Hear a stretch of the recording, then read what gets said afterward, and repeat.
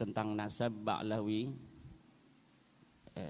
secara garis besar bahwa para habaib yang mengaku keturunan baginda Nabi Muhammad SAW itu bukanlah keturunan baginda Nabi besar Muhammad SAW. Baik dilihat dari sisi ilmu nasab, ilmu sejarah, tes DNA dan akhlak, jauh panggang daripada api. Mereka ini sebagai keturunan Nabi besar Muhammad SAW. Dan kesimpulan itu diperkuat oleh bukan hanya dari berdasarkan tesis saya, tetapi berdasarkan juga dari kesimpulan ilmiah saintifik modern berupa tes DNA yang dilakukan oleh anggota Badan Riset dan Inovasi Nasional, Bapak Dr. Sugeng Sugiharto dan Bapak Dr. Ari Keim. Bapak Dr. Sugeng ini sering keluar di media sosial, baik melalui YouTube maupun melalui Facebook. Ada Dr. Ari Keim yang jarang keluar, tetapi sebenarnya beliaulah yang paling keras menolak Ba'lawi sebagai turunan Nabi besar Muhammad SAW. Beliau orangnya jarang mau keluar, tetapi selalu memberikan masukan kepada saya melalui Japri tentang penguatan apa yang disampaikan oleh Dr. Sugeng Sugiharto, bahwa para habaib ini bukanlah keturunan Nabi dari sisi DNA. Jadi Dr. Ari Keim ini kebetulan sudah melakukan tes DNA, karena beliau adalah keturunan daripada Ishak, Nabi Ishak bin Nabi Ibrahim. Dan haplogrupnya Dr. Ari Keim ini adalah J1. Beliau turunan Belanda. Beliau orang turunan Belanda, ibunya orang Indonesia. Sejak zaman penjajahan dulu beliau ini anak Belanda. Kemudian hasil tes DNA pun beliau ini presisi bahwa memang beliau keturunan orang Eropa. Walaupun wajahnya ini sudah mirip dengan wajah-wajah Indonesia, tetapi karena keturunan daripada ayah dari Eropa, beliau ini masih J1 dari turunan Nabi Ishak. Jadi di Eropa itu masih ada turunan Nabi Ishak yang asli. Di Eropa itu ada turunan Yahudi Askenazi, yaitu Yahudi Khazar, yang garis perempuan anak-anak mereka dinikahkan dengan bangsawan-bangsawan di Inggris, bangsawan di Jerman. Kemudian haplogrup mereka ikut ke ayah mereka Eropa, tetapi dari ibunya itu turunan Khazar sama dengan Ba'lawi ini. Kalau Ba'lawi ini turunan garis laki dari orang-orang Khazar, haplogrupnya G. G itu adalah orang Khazar yang masuk ke dalam agama Yahudi, kemudian disebut dengan Yahudi Khazar. Haplogrupnya itu masih G semua. Ada juga di Mesir, orang Mesir yang berhaplogrup G itu cuma satu. Dari mumi-mumi yang ditemukan di Mesir itu semuanya R. Fir'aun itu garis lakinya R. Ada raja-raja di Mesir, muminya itu di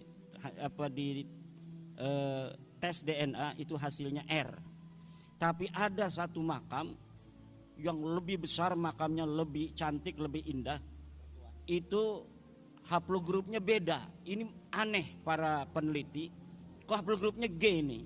Ternyata bukan turunan Fir'aun, bukan daripada orang Mesir asli. Dia adalah orang Khazar yang punya anak perempuan, dinikahkan dengan Fir'aun.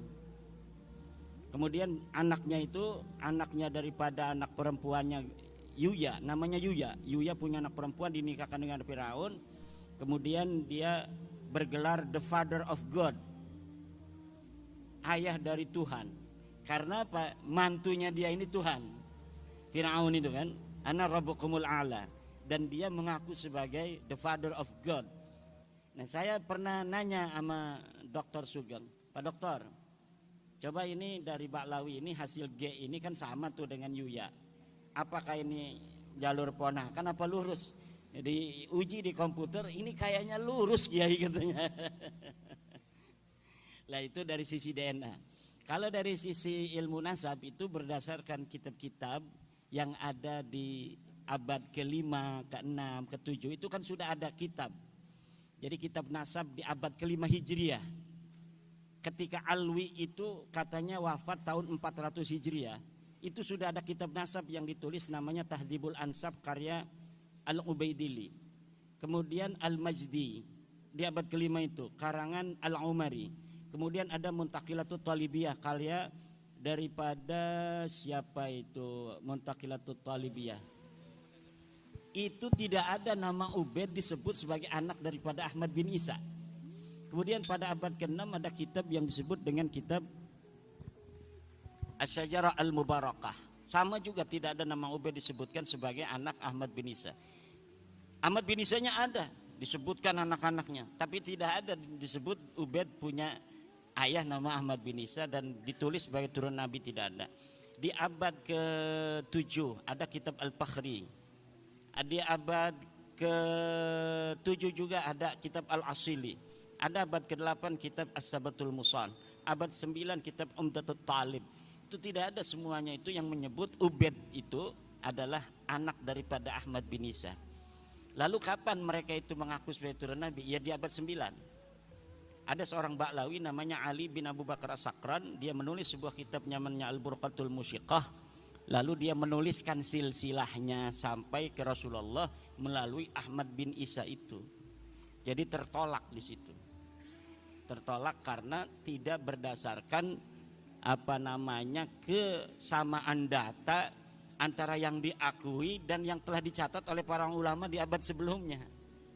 Nah, dari situlah kecurigaan itu kemudian membawa saya untuk meneliti lebih jauh setiap nama-nama itu yang diklaim oleh Ba'lawi sebagai imam. Ubaidillah itu jadi Imam Ubaidillah. Dia seorang mujtahid, sama dengan Imam Syafi'i gitu.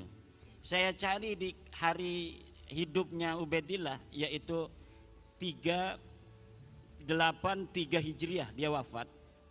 Ternyata di abad itu tidak ada satupun kitab fikih yang mencatat nama Ubaidillah sebagai imam. Kitab sejarah di Hadramaut, di Tarim, yang menyebutkan nama seorang ulama namanya Ubaid tidak ada.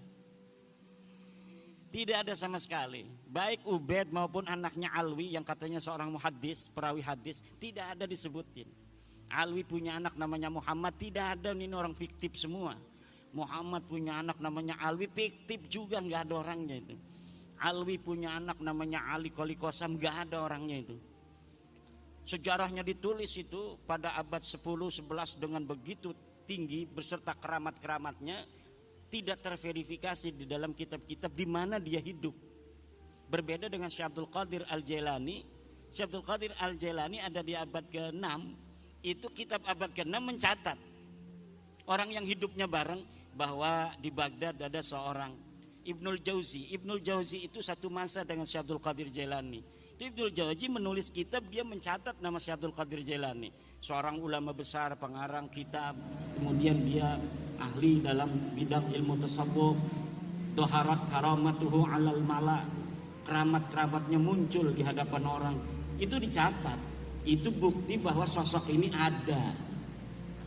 Tapi kalau seorang yang hari ini dikenal ulama besar di abad keempat seperti Ubaidillah, tapi sama sekali tidak ada jejak-jejak peninggalan, baik berupa tulisannya maupun ditulis oleh muridnya, ataupun diceritakan oleh orang lain yang semasa hidupnya dengan dia, maka sosok itu tidak bisa dikatakan sosok yang eksis, tetapi dia adalah sosok yang fiktif.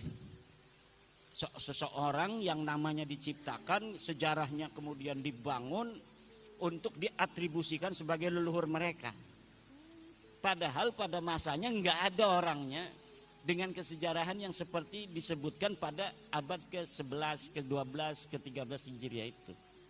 Kebanyakan kitab-kitab Ba'lawi yang menerangkan tentang leluhur mereka itu dikarang sejak abad 9, tapi belum rapi sejarahnya. Oleh Ali As-Sakran di abad 9, 895 Hijriah. Kemudian diperbaharui, ditambahkan kisah-kisahnya oleh kitab Al-Ghurar karya Ali Khirid Ba'alawi pada 960 Hijriah.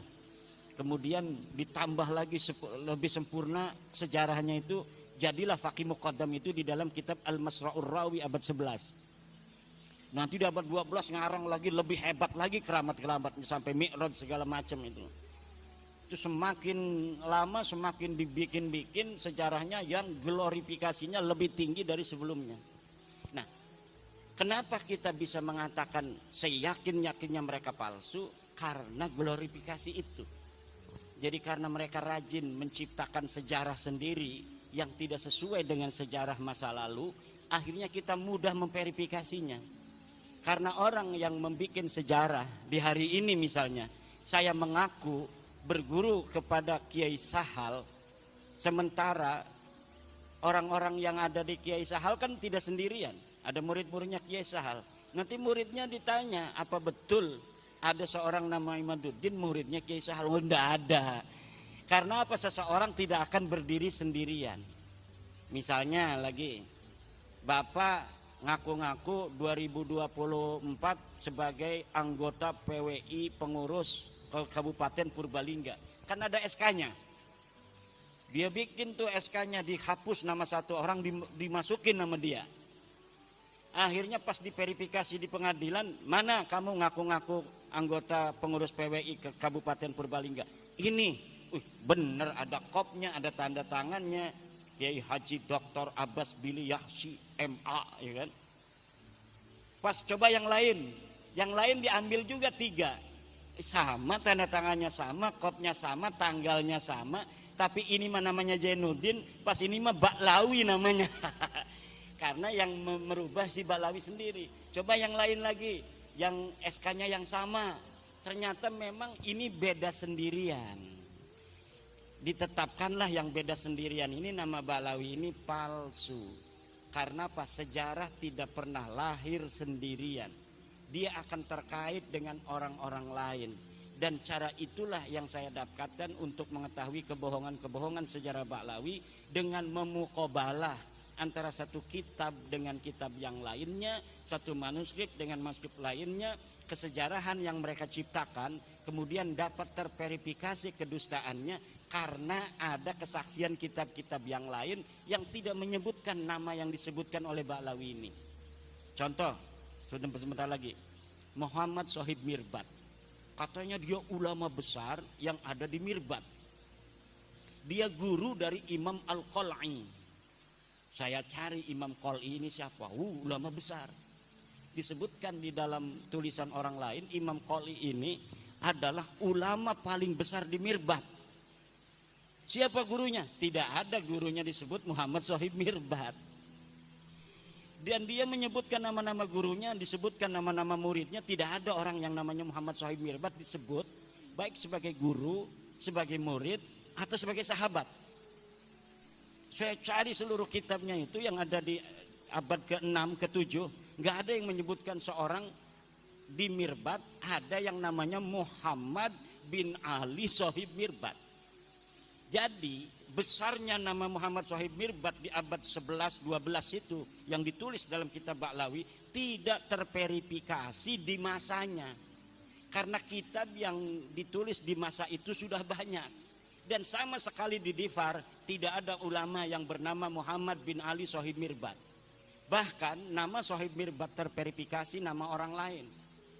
Jadi ada sebuah kitab menyebutkan Sohib Mirbat itu untuk seseorang namanya Muhammad Al-Akhal Al-Manjawi Sohibu Mirbat.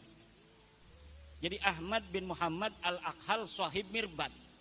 Itu nama raja di Mirbat. Diambil nama Sohib Mirbatnya itu menjadi gelarnya dia. Muhammad bin Ali-nya diciptakan. Muhammad bin Ali-nya diciptakan dan terverifikasi nama ini fiktif. Begitu pula keramatnya Faqih Muqaddam. Muqaddam bisa Mi'raj segala macam, tidak ada. Tidak ada orang di masa Faqih Muqaddam yang menulis Faqih Muqaddam sebagai ulama. tidak ada. Jangankan keramatnya besar, sebagai ulama saja tidak ada.